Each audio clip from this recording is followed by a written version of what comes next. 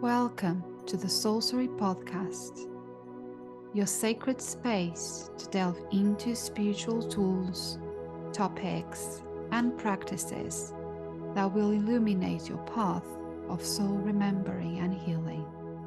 I'm your host, Ligia Costa, a soul guide, alchemist, soul writing coach, and the creator of the Trust Pathway. I'm deeply grateful to have you here with me. Together, we'll embark on a profound exploration of self-discovery and healing, unlocking the secrets that lie within. Hello and welcome to another episode of the Sorcery Podcast. And today I'm going to have a short conversation around letting go. Around knowing when is the time to let go. And that doesn't mean anything about you as a person. And I found this conversation to be very interesting because, from a young age, we kind of were conditioned to believe that perseverance is the key to success. And so we are taught things like, never give up. Whatever happens, just never give up. And that quitting is for losers. How many times have you heard this growing up? And society placed, and I believe it's still placing, a lot of pressure on us to stick with things, right? Sticking with a marriage that doesn't make us happy. Sticking in a job that we feel so unfulfilled, because fearing failure and fearing being rejected, if we dare to give up, are so activating for us. But what I want to do here today is to disrupt this belief and make you reflect if you've been approaching this all wrong, and make you reflect if there is a time when it is actually better to let go than sticking with things. And I think for that, it's important to recognize that our culture plays a significant role in shaping our beliefs about quitting, okay? We've been bombarded with stories and images that glorify perseverance and stigmatize quitting. And these messages can create this very strong inner conflict within us when we find ourselves unhappy, right? When we feel unfulfilled in certain aspects in our lives. And then we kind of stop battling with ourselves about this, because at a certain level, we feel like letting go is the right thing to do. But yet, because of this belief, this cultural belief that we need to persevere, otherwise we are quitting and being weak, we just cling on it and we battle mentally and emotionally against it. And so the result of this really is that we start clinging to things and to people and to situations out of fear of being judged or perceived as weak. We might hold on to a car we don't enjoy driving because we don't want to waste the money we spend. Or we continue in a career that drains our energy because we've invested years into it. And the same goes with uni, right? If you spent years and years and so much money going to university, and at the end of it, you just don't find it fulfilling and you don't see yourself doing a career out of it, you might just stick with it to make your money and your time worth. And so it's easier to stick with what's familiar than to leap into the unknown. But how do we know when it's truly time to let go? Because I'm sure you've battled with this question at some point in your life, where you just feel like you can't take a certain thing anymore, and that probably is time to let go. So how do you know? And the first step is to pause and slow down. And I know it feels like, oh, really? Pause and slow down? You're not saying anything new. And you probably heard this many, many times, yet. And that's what we are very good at. Sometimes we listen to the same advice over and over again, and it doesn't make the trick.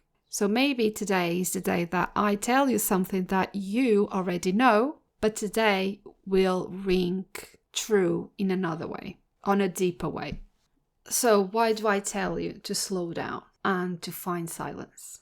Because when we are in these moments of despair, of confusion, of feeling lost or feeling stuck and seeking external validation, that only adds to our confusion. Our minds are running, like our thoughts are running around in our heads, and it's just too noisy and too overwhelming. And we cannot make a decision from that place. It's just not going to work. And by calming our minds and connecting with our hearts and our intuition instead, we can find the clarity that we've been seeking. So when you find yourself in this place of calm and connection, then it's time to start reflecting on the possibility of letting go. And for that, you can consider the doors that you might open or the space that you can create in your life, and also how it will make you feel. And then think about, for instance, those relationships that are draining your time and energy without reciprocation. Letting go of these friendships can make space for new connections, for instance, in your life that align with your values. New people come into your life that are on the same journey as you, that share the same values, and that will lift you up more than relationships that are just taking away your energy. And what about that longing for someone that will never be emotionally available, that will never reciprocate the love, the emotional need that you are seeking? Maybe it's time to let go and open yourself to the possibility of a healthier connection.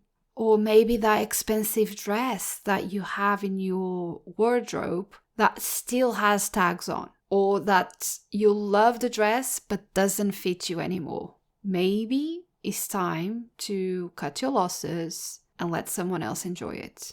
And with that money, you can buy a new dress that fits your body, not the other way around, not making your body fit into the dress, but a dress that fits your body, that makes you feel pretty, and that you'll use. So yeah, it's just like sometimes we persist, right? We push ourselves and we persist in pursuing goals that are not in alignment with our true desires. And we keep investing time and we keep investing energy and money into something that just brings us frustration rather than joy. And in these moments, it's so very important to ask ourselves if the goal is genuinely what we want, or it's just a societal pressure.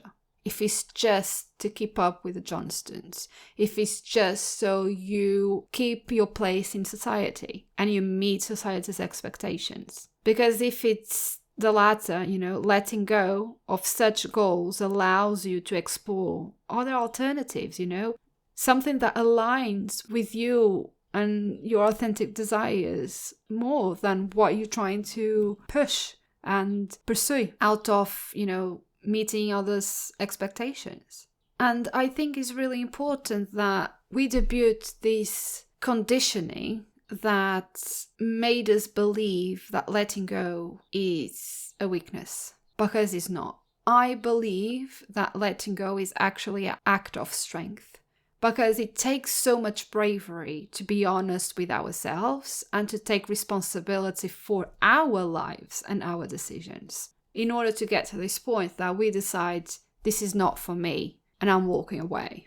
And sometimes we need to let go of, ambitions and goals and even parts of ourselves that no longer serve us or that we have outgrown.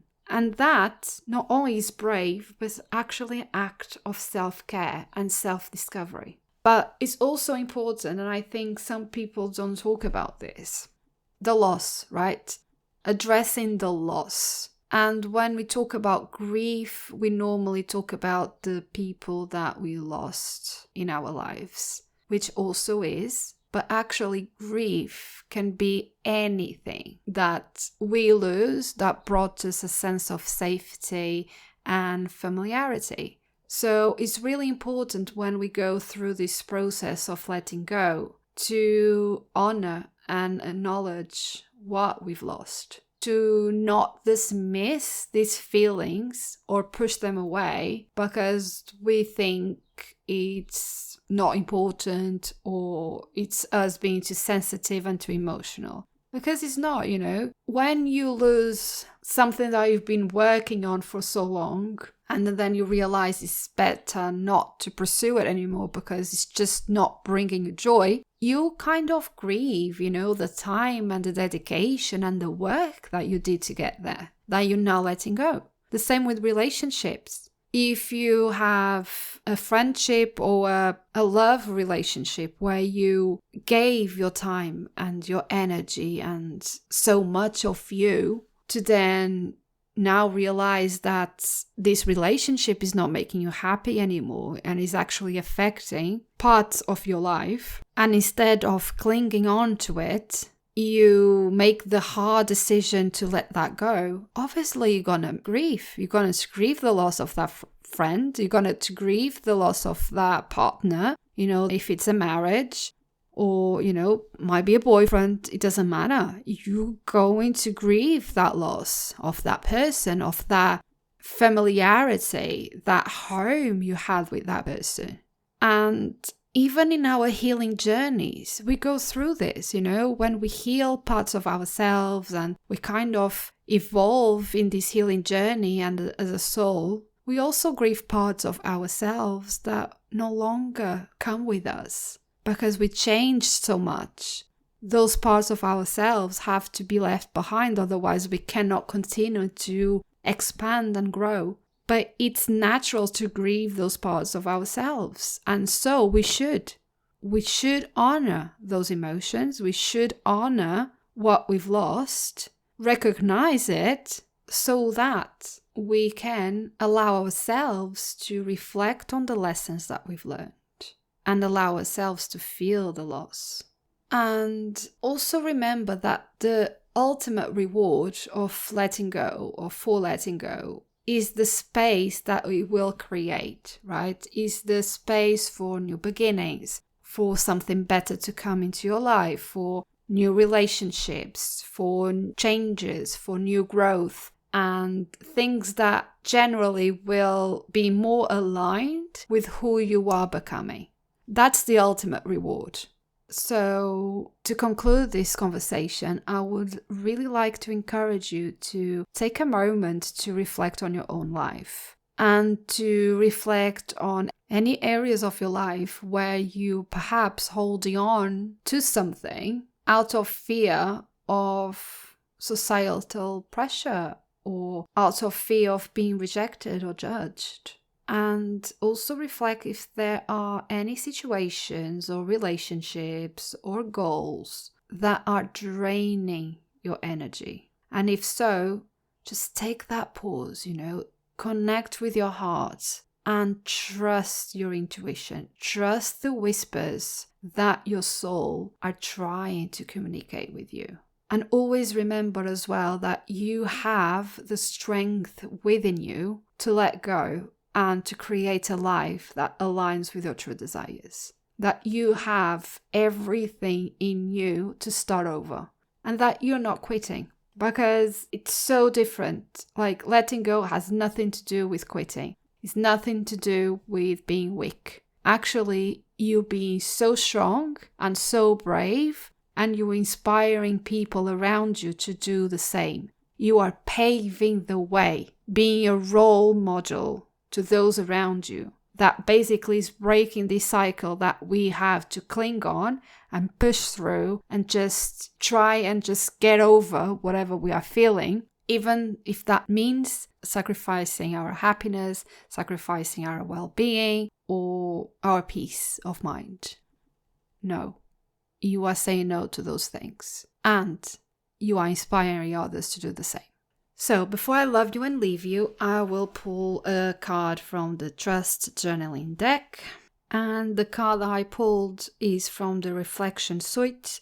And the soul inquiry is, what needs to happen for me to step into my true self? And the affirmation is, I believe I'm here to make a difference. Maybe that difference is really to pave the way and break this conditioning from society and from the culture you were raised, and just let go. Let go of something in your life. Just claim your power. Just make that difference. Be that role model for your children, for the people you work with, for your family, for your community. What needs to happen for you to step into your true self? I really invite you to reflect on this soul inquiry and, just journal about it. Let it come through. And also reflect on the questions that I asked you about things that you might be holding on and things that might be draining your energy. And hopefully it will help you to bring more clarity into the answers that you might be seeking. Thank you so much for listening to today's episode, and I'll see you on the next one. Thank you for listening to the Sorcery Podcast and for holding space for this conversation. It is truly magical to be able to walk with you on this journey of soul healing and inner transformation. If you resonated with this episode and found it valuable, I would be grateful if you could leave a review on iTunes. Your feedback helps me reach more souls searching for guidance and healing. For more guidance and soul wisdom to support soul awakening women through the journey of alchemy, please visit my website www.ligiacosta.co.uk. Love and healing to all. See you on the next one.